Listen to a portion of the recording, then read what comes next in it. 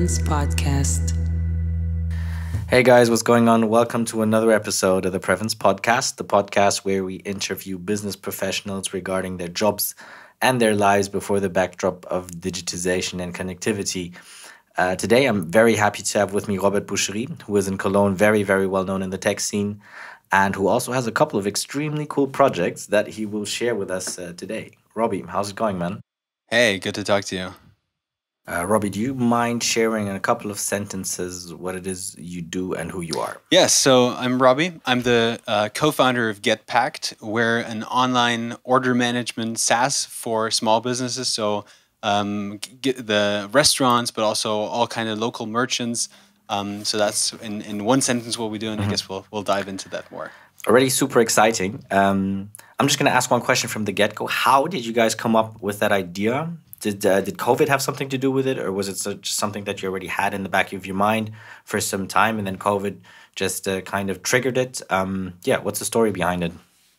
Yeah, it was actually a culmination of a few factors. So COVID definitely played a role and was in the end sort of the spark that drove us to actually do it.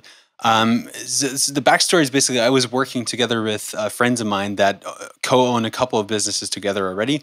And I joined them about 2 years back as sort of an entrepreneur in residence for their company. The main company is a digital agency.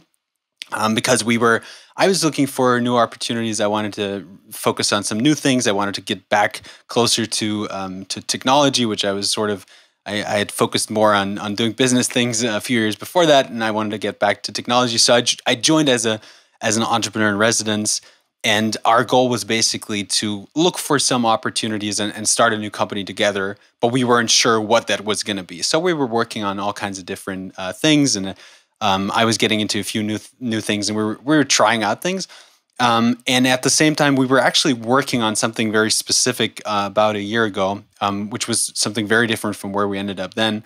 And then COVID hit, and as chance has it, my business partners, they also co-own a brewery and a restaurant and some small businesses basically that are very very old school, simple businesses selling food, selling beer, and when COVID hit and the Corona lockdown basically came, of course their businesses were also affected, and so three things basically came together. It was the opportunity that I was ready to work on something we were already working on starting a business. Then COVID hit and our other core businesses were affected. And the third thing was we combined an idea, or we basically dug out an idea that we had in mind for a few years that we always talked about, which was why can't I still order online when I go to the baker, to the butcher, the local flower store, and so on? Why do I have to stand in line? I can't pay online, and so on. Yeah. And we basically threw those three things into the same bowl, and then out came what we're working on right now with getpacked. If you guys are combating the act of standing in line, that's already a big win in my book, seriously. But what makes your platform, if I'm going to ask bluntly, what makes your platform different from, let's say, Deliveroo or Lieferando in Germany?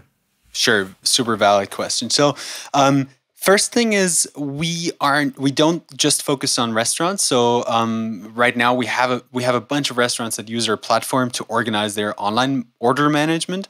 But we also the tool really also works for all kinds of local grocers or local shops in general. But we're specifically also focusing on those that have more complex products than just a restaurant. For example, a butcher, where you don't just order like one food, like one plate of this and with those options, but you might order 300 grams of this sausage and 2 slices of this, right? So it's a little more complex. Or you order, potatoes in a bunch and stuff like that. So it's a little different, but our product already is able to also do that. So we enable grocers and shops to sell their stuff and not just restaurants. And then the other core difference is we're not first a platform, we're first a tool for the merchant. So the big platforms like Deliveroo or Takeaway, right? Just Eat Takeaway is the big one, or DoorDash in the US. They are marketplaces where, and they also do logistics and delivery.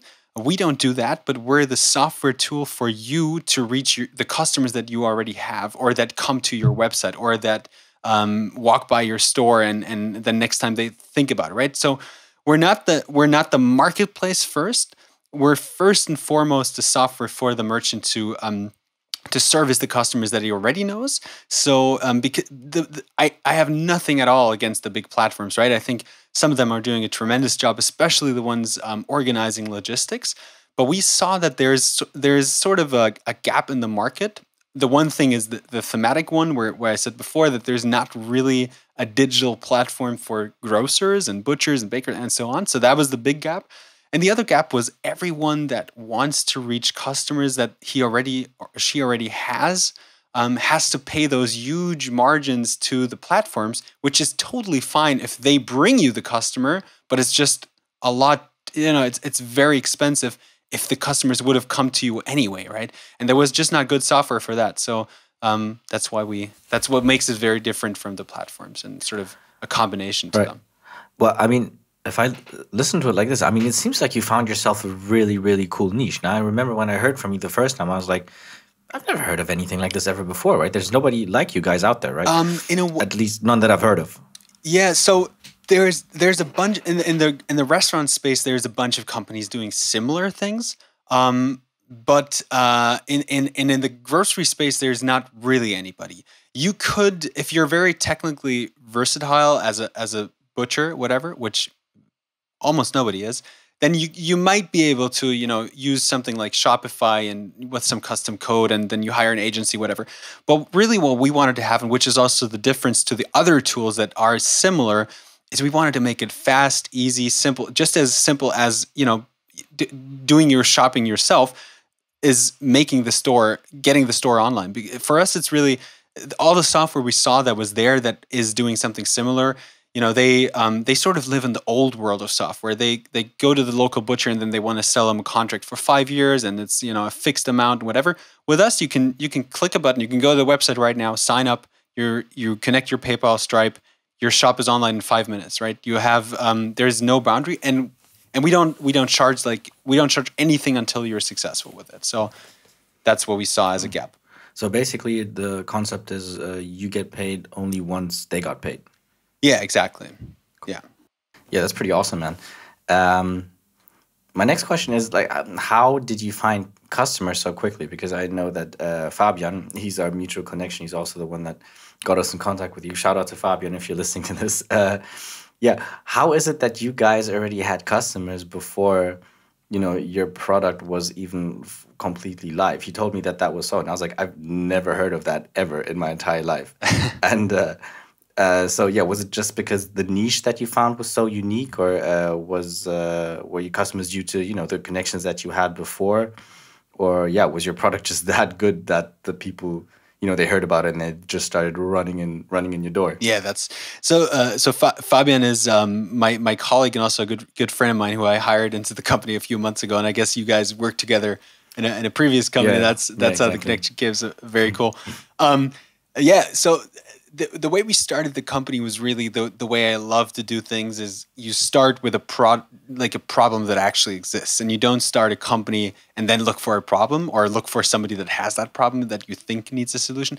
We started with a customer, which was the one restaurant that I was mentioning before that my co-founder was running for the past 15 years already, and that restaurant had to close from one day to the next when COVID hit. And they never had any takeaway or delivery business. And from one day to the other, they used WhatsApp Messenger to reach their customers. And that was basically the founding story. When I saw that, and I saw what we were working on, like I said, something completely different. But I said, hey, what we're doing here? This one, we were building like a project management tool, and then I saw what he was doing with WhatsApp, and I saw an interesting overlap. It was something that was completely different from each other, but I thought we might be able to use this project management tool to organize his orders. And that was like the first day. And within 14 days after like having that thought, we had them live. And then we basically started with a customer right from the beginning. So, it's super cool that you already started with one customer and already had a problem that you had to solve.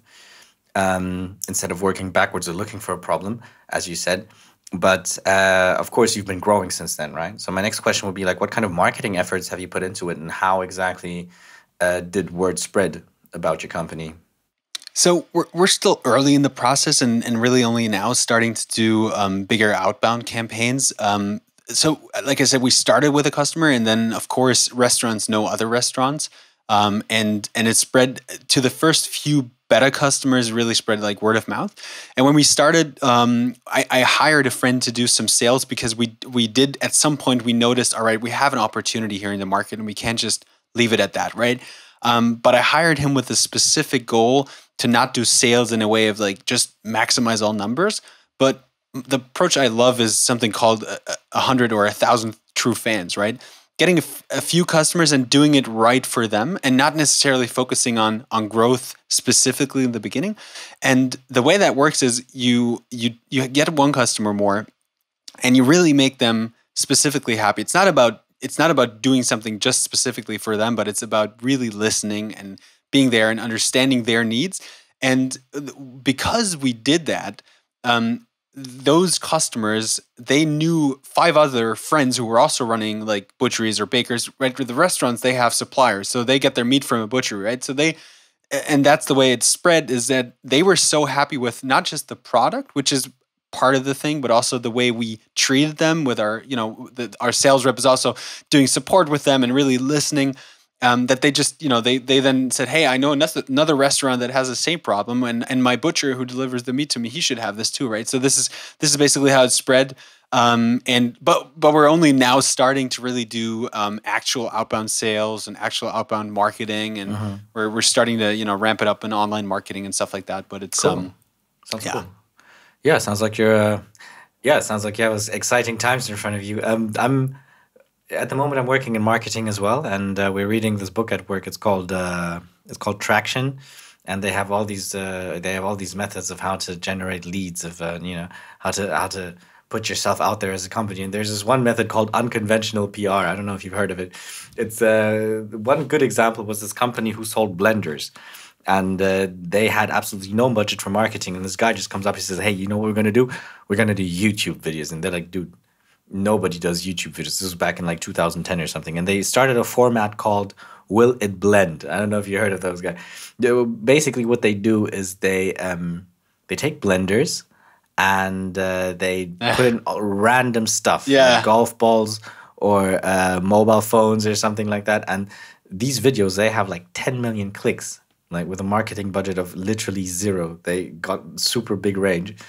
My question would be like, for you guys, do you have anything grand like that planned, or are you going to take it slow? What is generally your strategy on how to approach the whole topic of lead generation?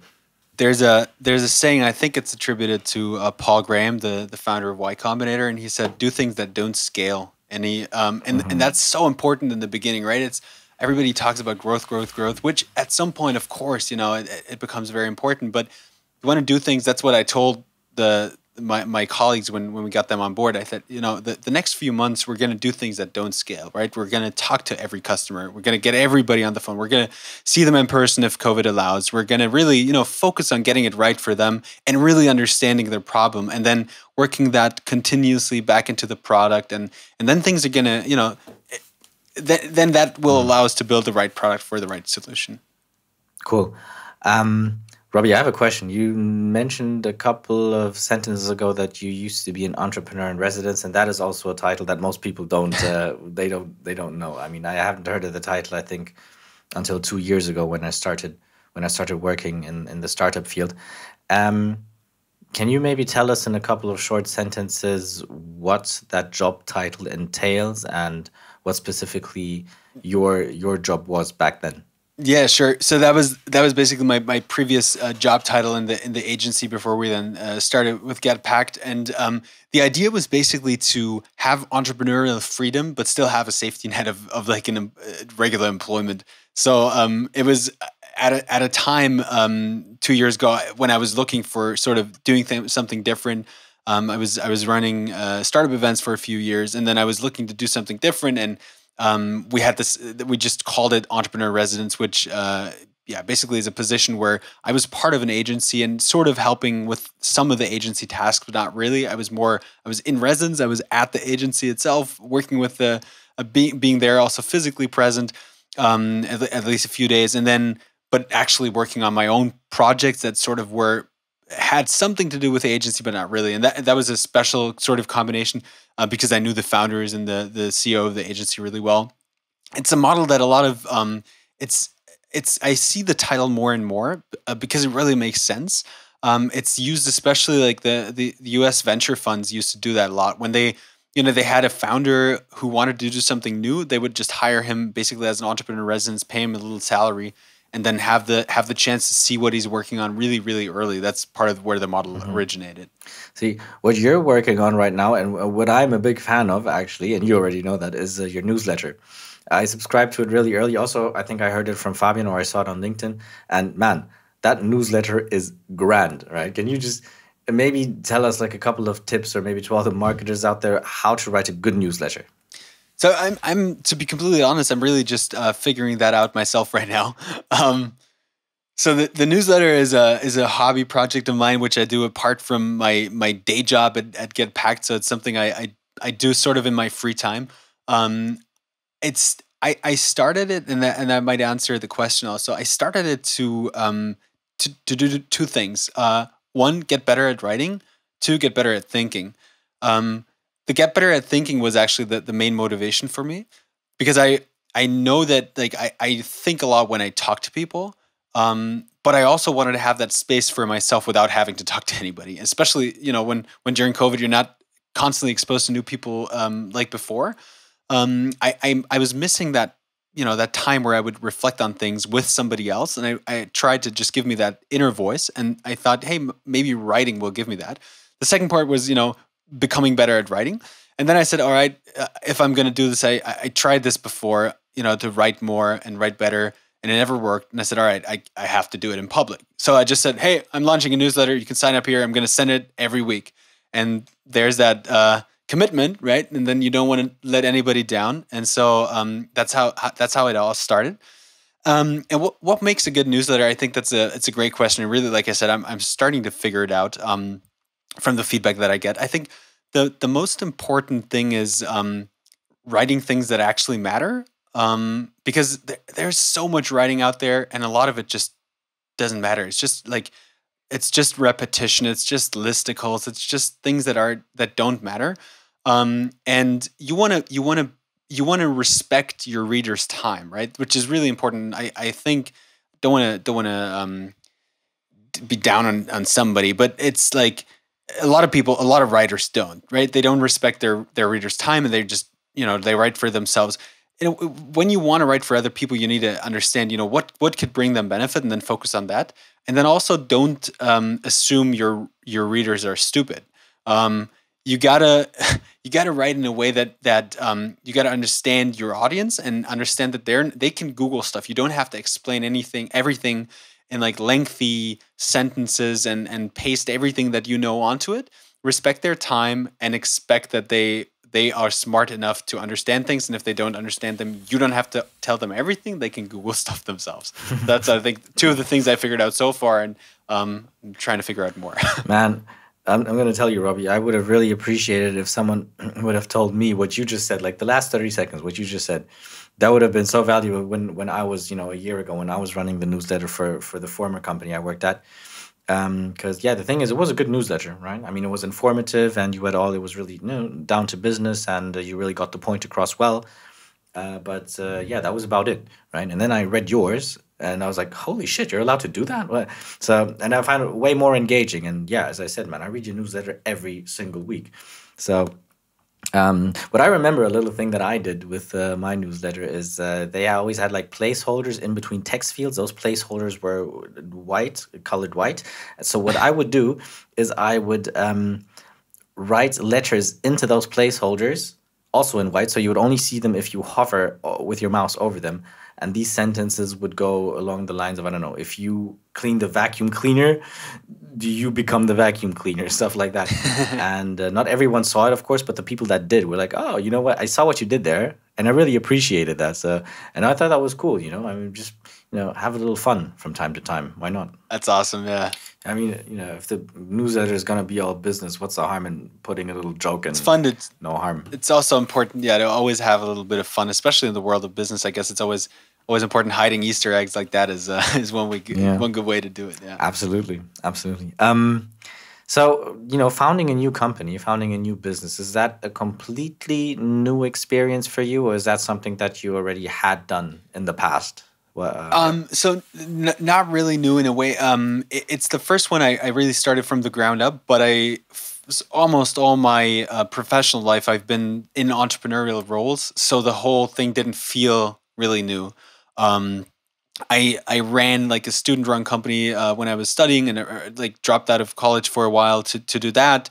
Then I joined like an event startup as one of the earliest employees when I was still a student.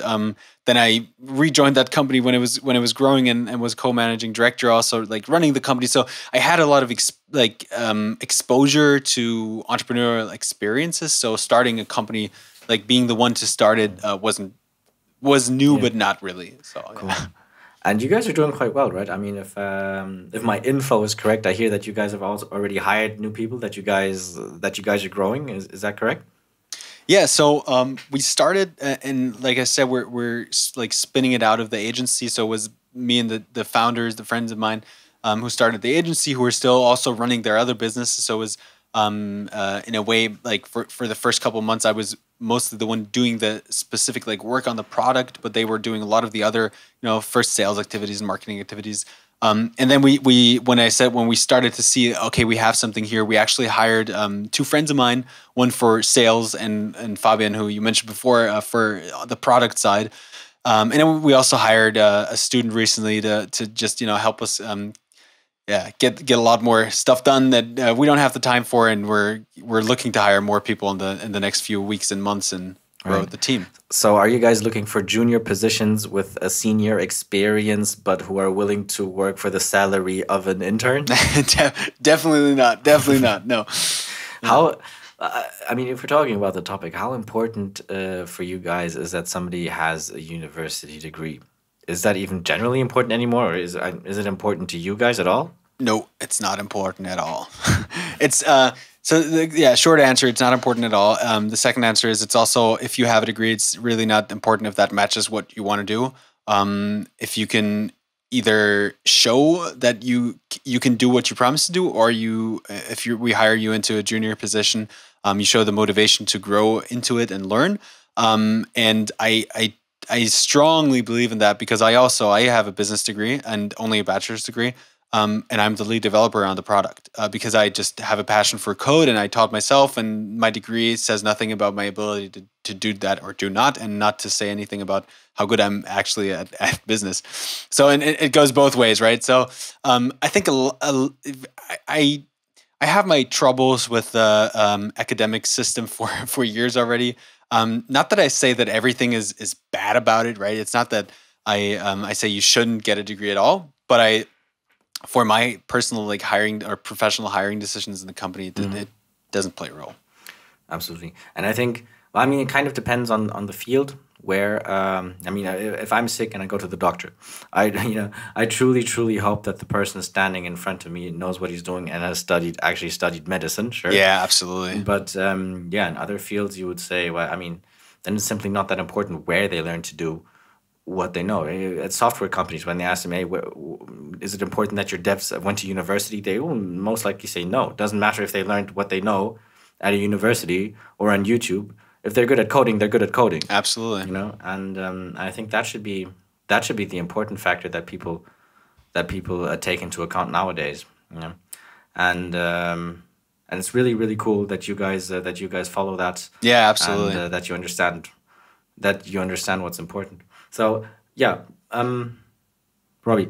But when you guys interview people, do you have like a proper interview process in place, or do you just like go by gut feeling, or what's important if you want to start at getpacked? So we don't have a structured interview process yet, which is also due to the fact that I hired friends who both were like friends of mine, and also I've worked with before. So we had like so it wasn't so hard. But with a student also, the most important thing was actually apart from, of course, you need to have the basic qualifications. I need to trust that you can do what I'm hiring you to do, or I need to trust that you can, like I said before, learn it really fast on the job. Apart from that, cultural fit is super, super important. I would never hire somebody who's qualified to do the job, but not where I would have like a bad feeling from the start about cultural fit, right?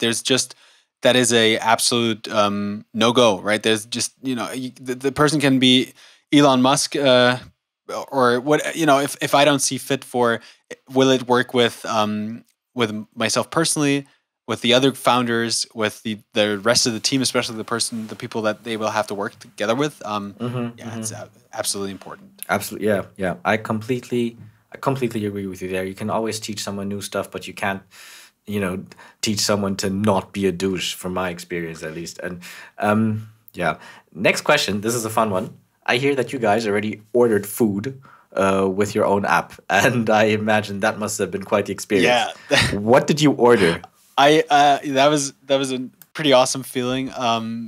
And I ordered Vietnamese food, which was really, really good. Nice. And I had champagne with it. Oh, because man of culture. I needed to celebrate that moment, because it felt pretty cool to go in your own app. And I was very critical, and it was funny to go through that experience, because you can look at an interface a million times building it as, from the product perspective, and then you look at it for the first time from the user perspective, and you're going to find things that don't work or work differently than you expected. And that was an interesting experience, but yeah, I celebrated. Yeah, I can imagine. Robbie, I'm going to ask you the question that everyone has asked everyone at this point. How are you coping with remote work? What do you think? Do you think it's a good model? Do you think, is it new to you?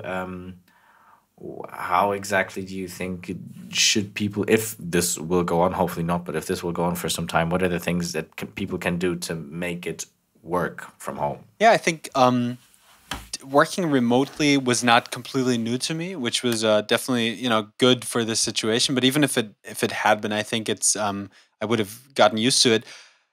I think it's really important to take care of the things that go very naturally in an office setting, also when you're in a remote setting. So you shouldn't forget that there's not just work, because people tend to, when you work from home, you tend to really just work, and then you don't have that beer with a colleague after work. You don't have that chat at the water cooler. That just doesn't happen anymore. But you can make it happen, right? You can just put a blocker into the calendar and say, hey, let's have a beer together, even if it's over Zoom, and let's not talk about work. Let's play a game together.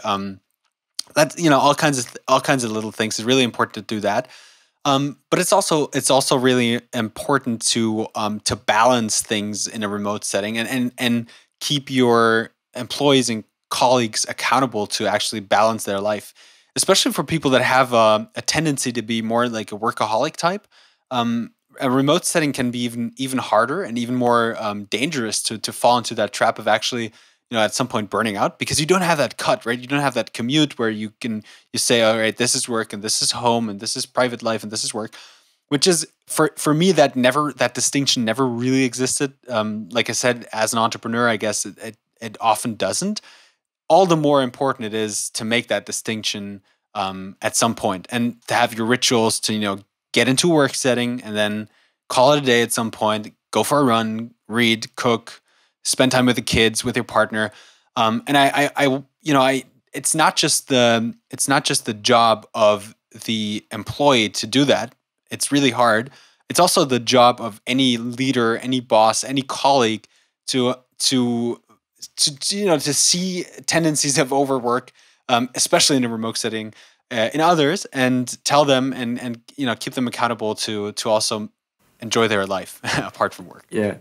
To hold them accountable is actually a very good cue here, because as you know, this is also a legal podcast, and we always ask the people who are working in legal tech and who we interview, what do you think about the situation in Germany? They always say, hey, legal tech in Germany is so far behind, and people, especially business owners and lawyers, are feeling the detriment of this.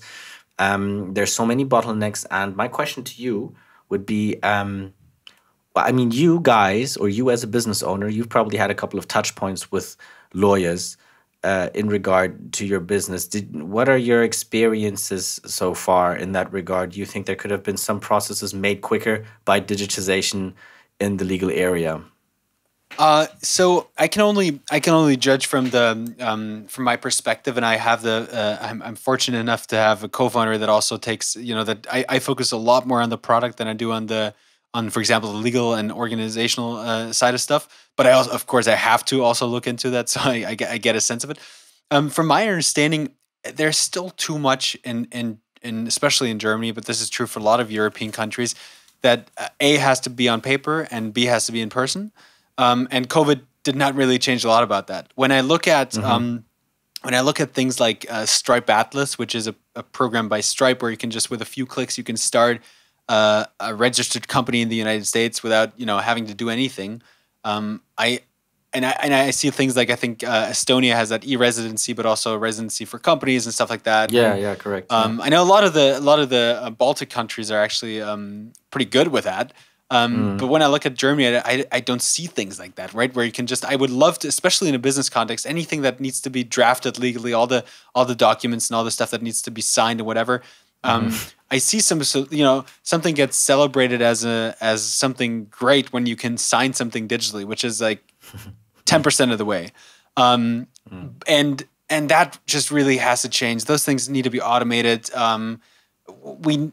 People should, also lawyers should not have to focus on all that minuscule stuff, right? They should be working on the interesting stuff, which Absolutely. Is definitely not drafting documents that look like the other, look the same right? as every other company. Exactly. Yeah, exactly. Yeah. Right. So that's not copy pasting. And it was funny. We worked with a lawyer a few months back, and they sent us documents, and we went through them, and then it was some company incorporation stuff, and then just had the names of different companies in there than ours, and I was like, all right. You didn't even make an effort, right? Oops. And I can't even blame them, because it is it should be, that should not be done by a human anymore. Absolutely. I'm not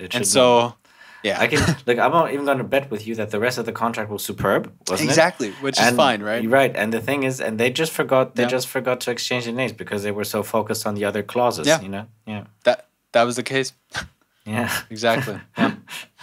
And so in general, all that things like.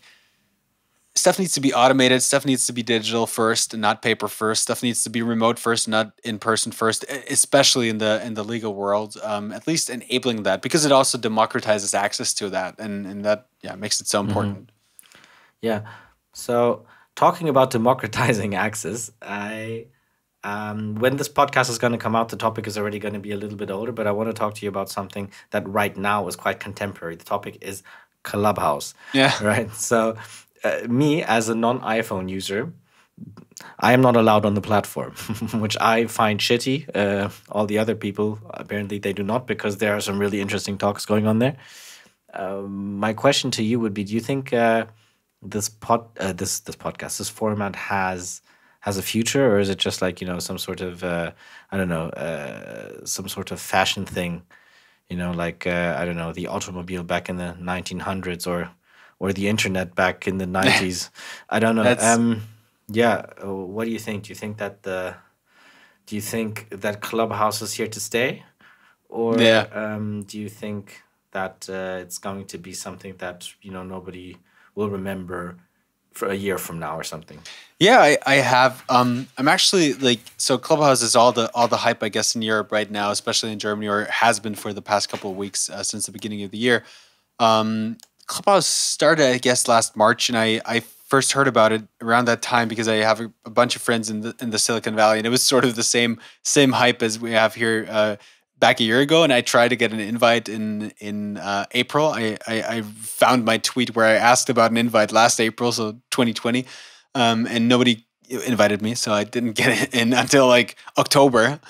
So I got in October, but then all the stuff that was happening on there was happening in US time zone, especially on the West Coast, which is like 9 hours difference to here. So I didn't really, I sometimes stayed up late to listen in on things, which was really interesting because you have a more personal feeling when you listen to somebody speak and especially in a live setting than if it's a podcast. But anyway, I do think, first of all, I think it's here to stay. I'm a big fan of audio in general. I think it's a great format. I love listening. I love speaking. I think it's a great format in general, anything in audio.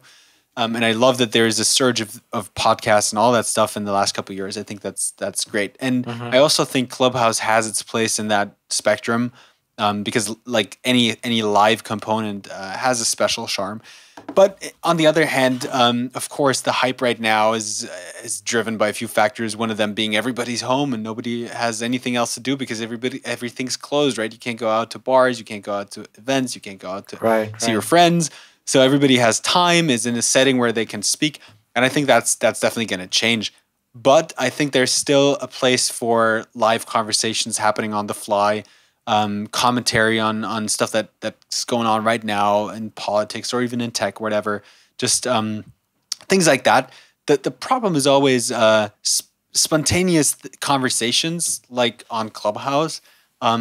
It's really hard to have them in a great quality. And with that, I don't mean that like the audio quality, but actually the quality of the content. And going back to the topic of before, respecting your reader's time, it's just as important to respect your listener's time. And like you right now, you prepared for this podcast, right? You put a lot of effort into it. You absolutely. ask the right questions and right. So this format is hopefully going to be valuable to anybody that listens to it.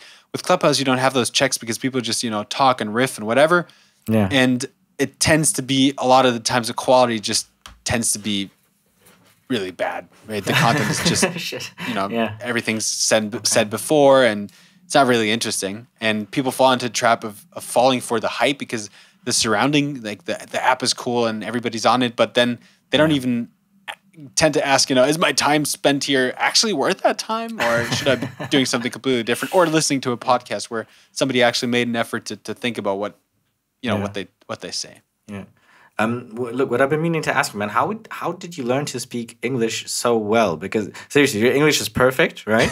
And I was wondering, like, where did you just say that you grew up in the States or what? Because because I refuse to believe that German schools teach that well. I refuse to believe that. No, I was fortunate enough to also grow up in the U.S. I was born here in Germany, but my parents moved to the U.S. when I was a kid, and I went to school there for a few years. Then went back to Germany, spent most of my years in Germany.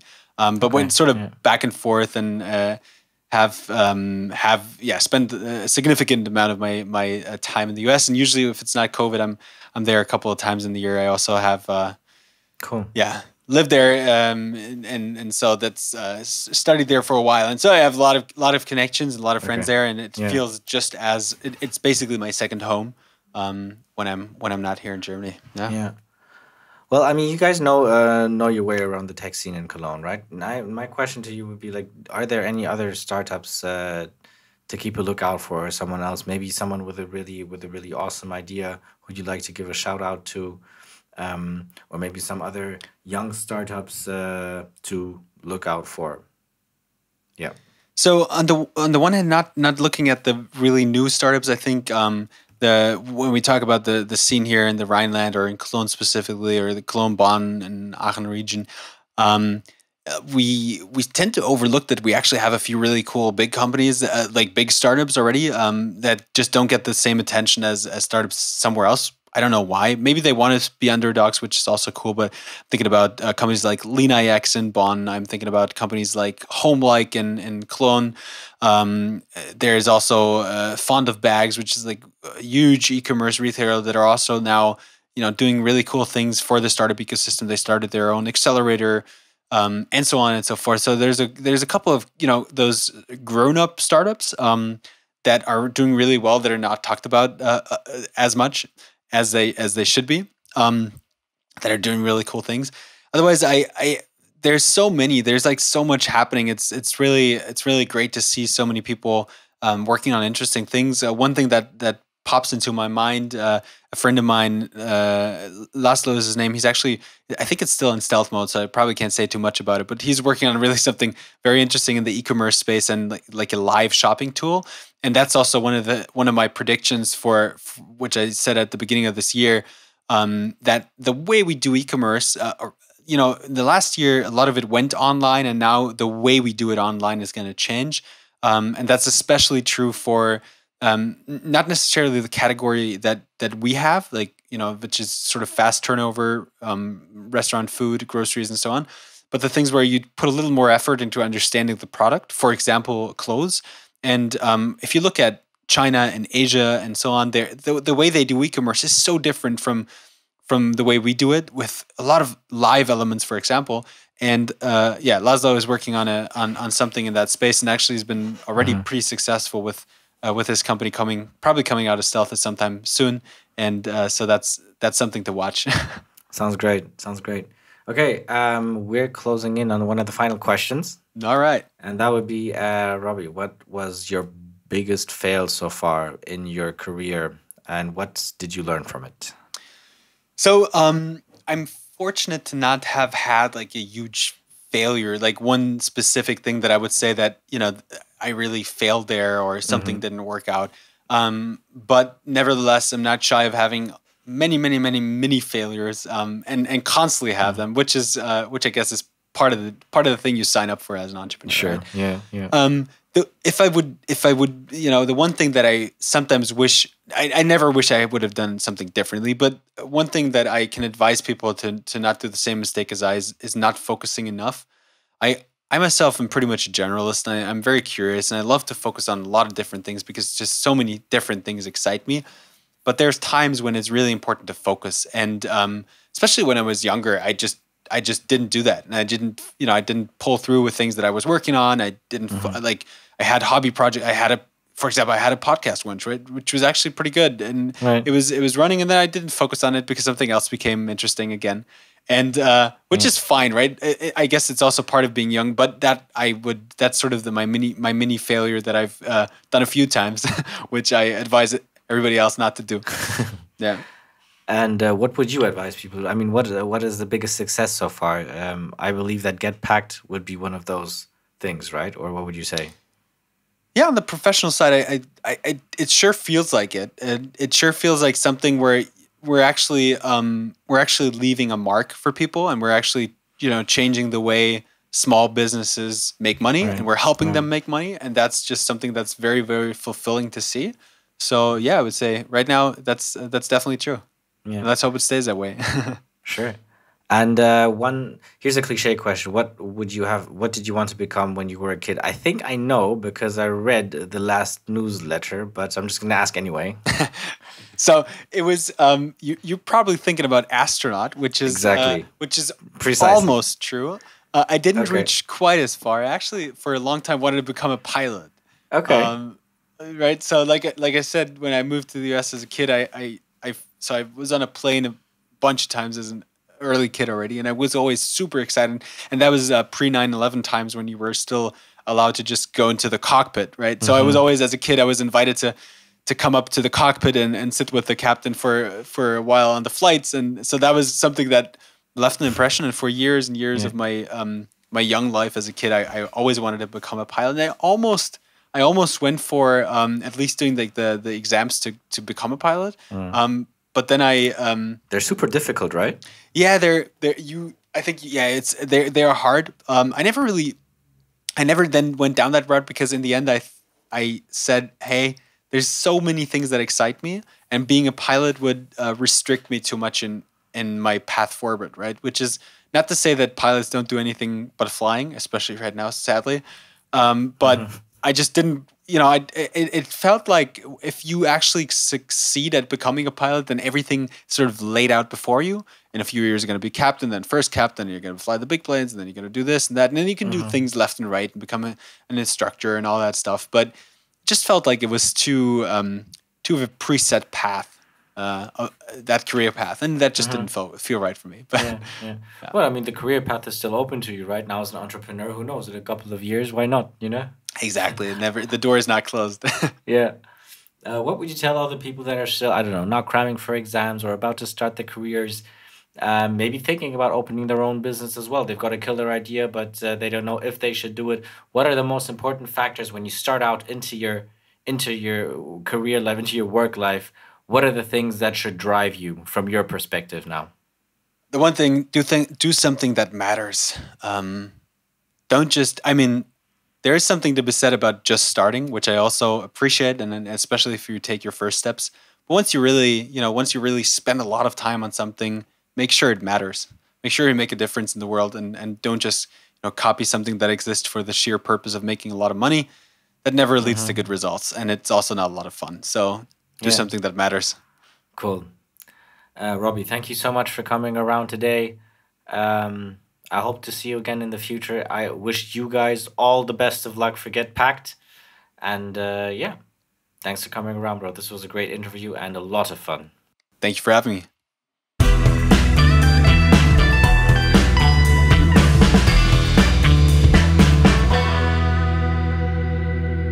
Prevence Podcast.